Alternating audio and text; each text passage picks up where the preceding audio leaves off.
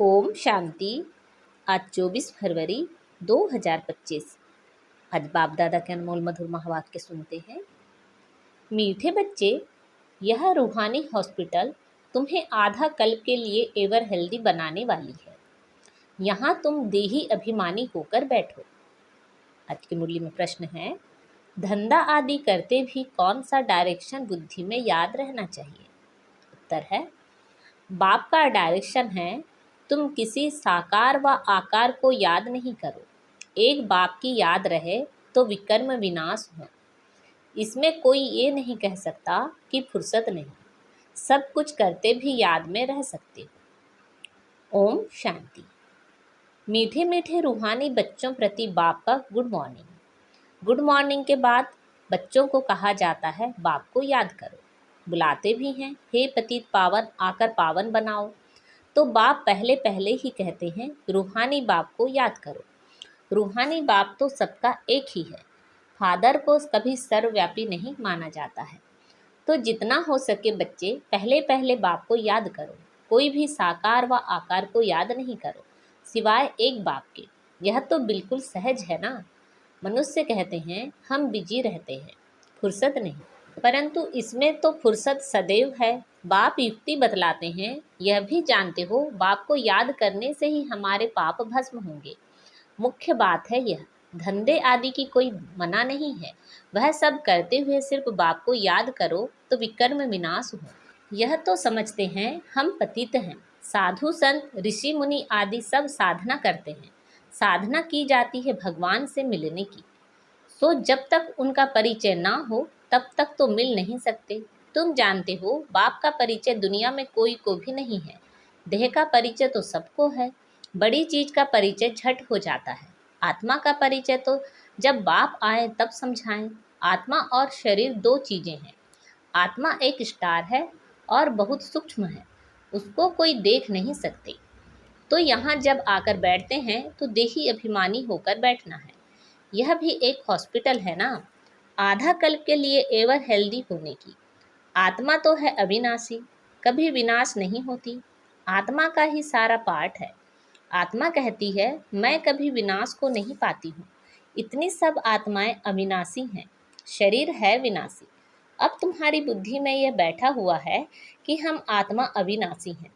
हम 84 जन्म लेते हैं। यह ड्रामा है। इसमें धर्म स्थापक कौन कौन कब आते हैं, कितने जन्म लेते होंगे, यह तो जानते हो। 84 जन्म जो गाए जाते हैं जरूर किसी एक धर्म के होंगे, सभी के तो हो न सके। सब धर्म इकट्ठे तो आते नहीं। हम दूसरों का हिसाब क्यों बैठ निकालें। जानते हैं फलाने फलाने समय पर धर्म स्थापन करने आते हैं, उसकी फिर वृद्धि होती है। सब सतो प्रधान से तमो प्रधान तो होने ही हैं। दुनिया जब तमो प्रधान होती है तब फिर बाप आकर सतो प्रधान सतयुग बनाते हैं। अभी तुम बच्चे जानते हो हम भारतवासी ही फिर नई दुनिया में आकर राज्य करेंगे और कोई धर्म नहीं होगा। तुम बच्चों में भी जिनको उच्च मर्तबा लेना है वह जास्ती याद में रहने का पुरुषार्थ करते हैं और समाचार भी लिखते हैं कि बाबा हम इतना समय याद में रहता हूँ। कई तो पूरा समाचार लज्जा के मारे देते नहीं, समझते हैं बाबा क्या कहेंगे, परंतु मालूम तो पड़ता है ना। स्कूल में टीचर स्टूडेंट को कहेंगे ना कि तुम अगर पढ़ेंगे नहीं तो फेल हो जाएंगे। लौकिक माँ बाप भी बच्चे की पढ़ाई से समझ जाते हैं, यह तो बहुत बड़ा स्कूल है, यहाँ तो नंबरवार बिठाया नहीं जाता है, बुद्धि से समझा जाता है। नंबरवार तो होते ही हैं ना। अब बाबा अच्छे अच्छे बच्चों को कहाँ भेज देते हैं, वह फिर चले जाते हैं तो दूसरे लिखते हैं हमको महारथी चाहिए। तो जरूर समझते हैं वह हमसे होशियार नामी ग्रामी है। नंबरवार तो होते हैं ना। प्रदर्शनी में भी अनेक प्रकार के आते हैं तो गाइड्स भी खड़े रहने चाहिए जांच करने के लिए। रिसीव करने वाले तो जानते हैं यह किस प्रकार का आदमी है, तो उनको फिर इशारा करना चाहिए कि इनको तुम समझाओ। तुम भी समझ सकते हो, first grade, second grade, third grade सब हैं। यहाँ तो सबकी सर्विस करनी ही है। कोई बड़ा आदमी है तो जरूर बड़े आदमी की खातिरी तो सब करते ही हैं, यह कायदा है। बाप अथवा टीचर बच्चों की क्लास में महिमा करते हैं, यह भी सबसे बड़ी खातिरी है। नाम निकालने वाले बच्चों की महिमा अथवा खातिरी की जाती है। यह फलाना धनवान है, रिलीजियस माइंडेड है, यह भी खातिर ही है ना। अब तुम यह जानते हो उच्चते उच्च भगवान है, कहते भी हैं बरोबर उच्चते उच्च है, परंतु फिर बोलो उनकी बायोग्राफी बताओ तो कह देते सर्वव्यापी है, बस एकदम नीचे कर देते हैं। अब तुम समझा सकते हो सबसे ऊंचे ते ऊंचा है भगवान, वह है मूल वतनवासी। सूक्ष्म वतन में हैं देवताएं, यहाँ रहते हैं मनुष्य, तो उच्च ते उच्च भगवान वह निराकार ठहरा। अभी तुम जानते हो हम जो हीरे मिसल थे सो फिर कौड़ी मिसल बन पड़े हैं, फिर भगवान को अपने से भी जास्ती नीचे ले गए हैं, पहचानते ही नहीं हैं। तुम भारतवासियों को ही पहचान मिलती है, फिर पहचान कम हो जाती है। अभी तुम बाप की पहचान सबको देते जाते हो, ढेरों को बाप की पहचान मिलेगी। तुम्हारा मुख्य चित्र है ही यह त्रिमूर्ति, गोला, झाड़, इनमें कितनी रोशनी है। यह तो कोई भी कहेंगे यह लक्ष्मी नारायण सतयुग के मालिक थे। अच्छा, सतयुग के आगे क्या था यह भी अभी तुम जानते हो।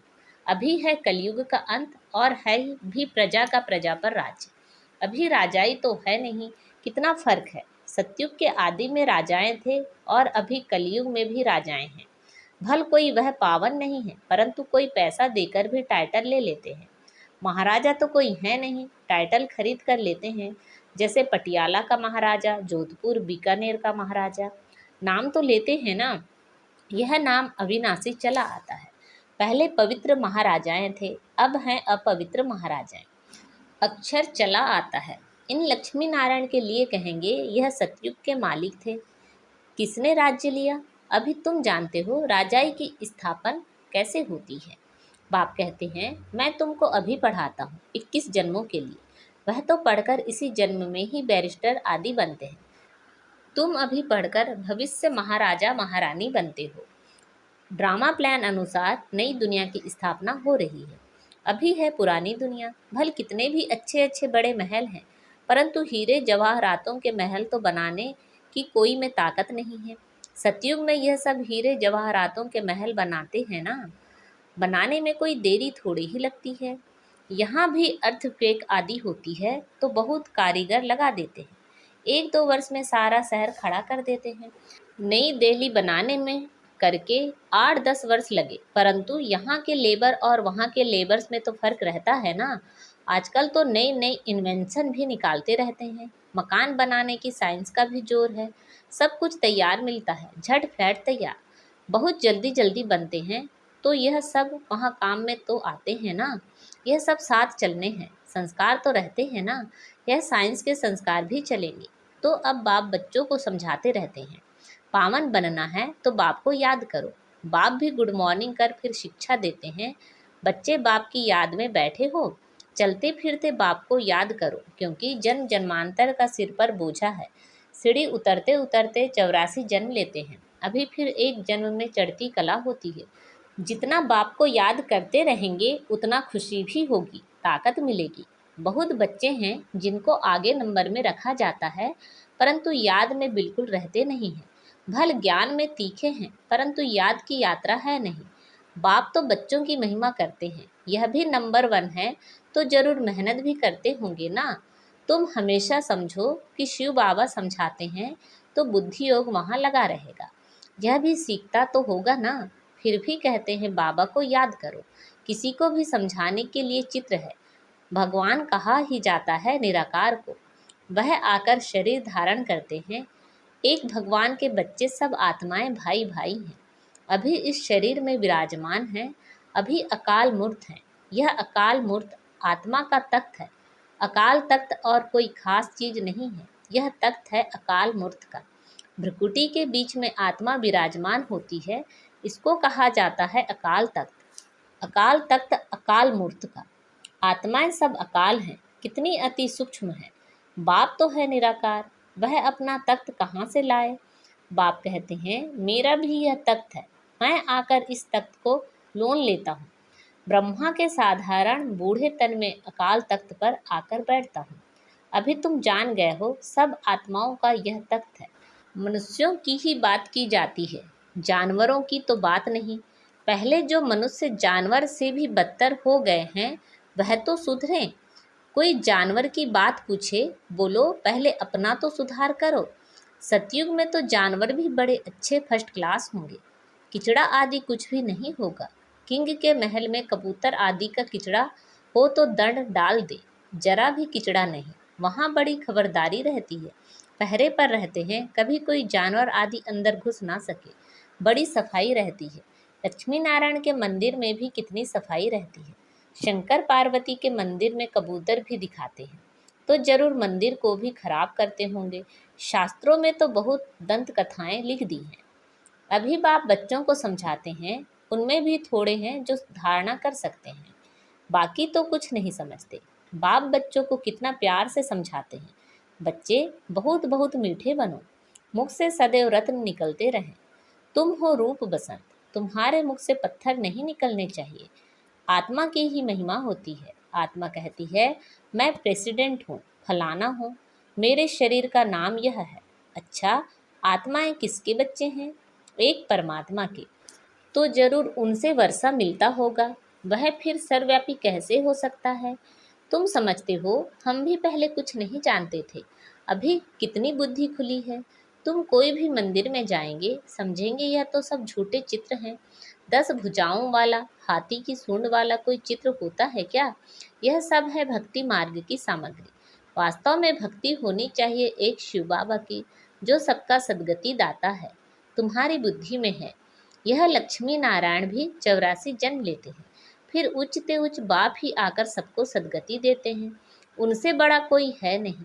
यह ज्ञान की बातें तुम्हारे में भी नंबरवार धारण कर सकते हैं। धारणा नहीं कर सकते तो बाकी क्या काम के रहे। कई तो अंधों की लाठी बनने के बदले अंधे बन जाते हैं। गौ जो दूध नहीं देती तो उसे पिंजरपुर में रखते हैं, यह भी ज्ञान का दूध नहीं दे सकते हैं। बहुत हैं जो कुछ पुरुषार्थ नहीं करते, समझते नहीं कि हम कुछ तो किसी का कल्याण करें। अपनी तकदीर का ख्याल ही नहीं रहता है, बस जो कुछ मिला सो अच्छा। तो बाप कहेंगे, इनकी तकदीर में नहीं है, अपनी सद्गति करने का पुरुषार्थ तो करना चाहिए। देही अभिमानी बनना है। बाप कितना उच्च ते उच्च है, और आते देखो कैसे पतित दुनिया, पतित शरीर में है। उनको बुलाते ही पतित दुनिया में है। जब रावण दुख देते हैं तो बिल्कुल ही भ्रष्ट कर देते हैं, तब बाप आकर श्रेष्ठ बनाते हैं। जो अच्छा पुरुषार्थ करते हैं वह राजा रानी बन जाते हैं, जो पुरुषार्थ नहीं करते वह गरीब बन जाते हैं। तकदीर में नहीं है तो तदबीर कर नहीं सकते। कोई तो बहुत अच्छी तकदीर बना लेते हैं। हर एक अपने को देख सकते हैं कि हम क्या सर्विस करते हैं। अच्छा, मीठे मीठे से खिलते बच्चों प्रति माता पिता बाप दादा का याद प्यार और गुड मॉर्निंग। रूहानी बाप की रूहानी बच्चों को नमस्ते। हम सब रूहानी बच्चों की रूहानी माता पिता बाप दादा को याद प्यार, गुड मॉर्निंग और नमस्ते।